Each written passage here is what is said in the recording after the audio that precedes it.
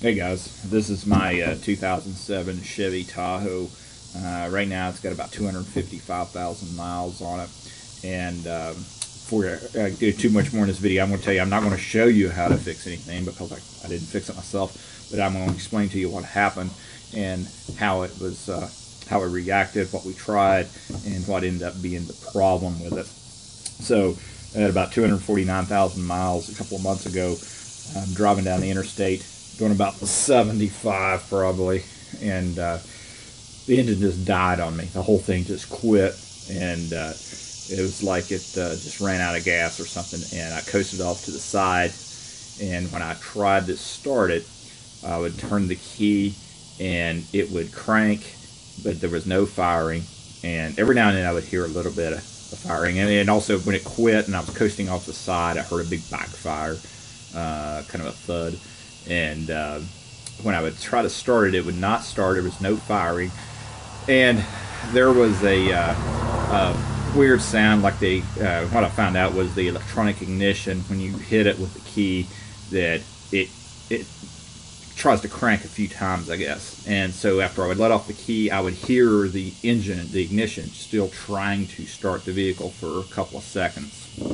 So called a tow truck, and the next day me and my son worked on it. He brought a tester over, and the code indicated camshaft position sensor was bad.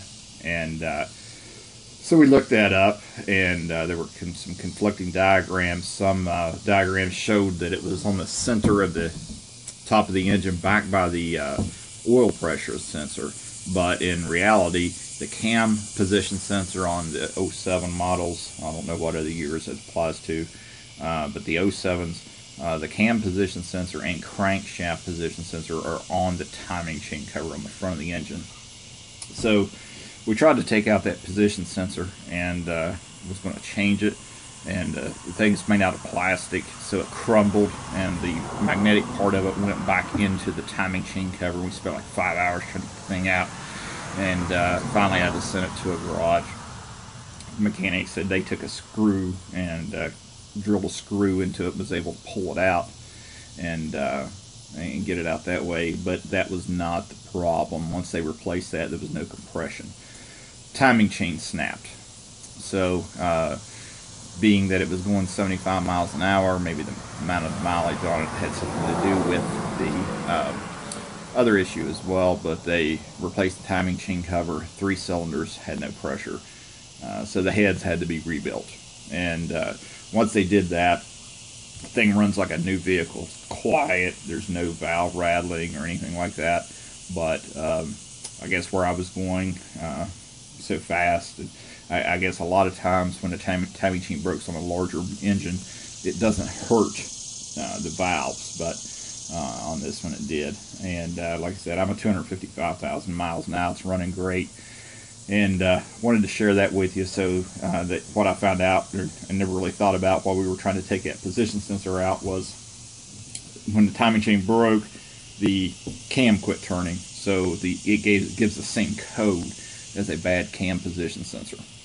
So if that happens to you, I found out the timing chain on these things are rated at 200,000 miles, and mine snapped at 249, so I guess I got some good use out of it. Other than that, the vehicle's running like new after all that work. A friend of mine that owned a garage took care of me on the price of it quite a bit, but I would expect for a mechanic, most garages to do work like that would probably be somewhere around $3 grand, maybe 3,500 bucks or something. I don't know, but it's not a cheap repair at all. But the key things were the engine died. When I turned the ignition, the ignition tries to start the vehicle, and when you turn the key off, it still tries for a couple of seconds, and I think that's a key indicator that your timing chain broke. So hopefully that helps some of you out there, and I appreciate you watching.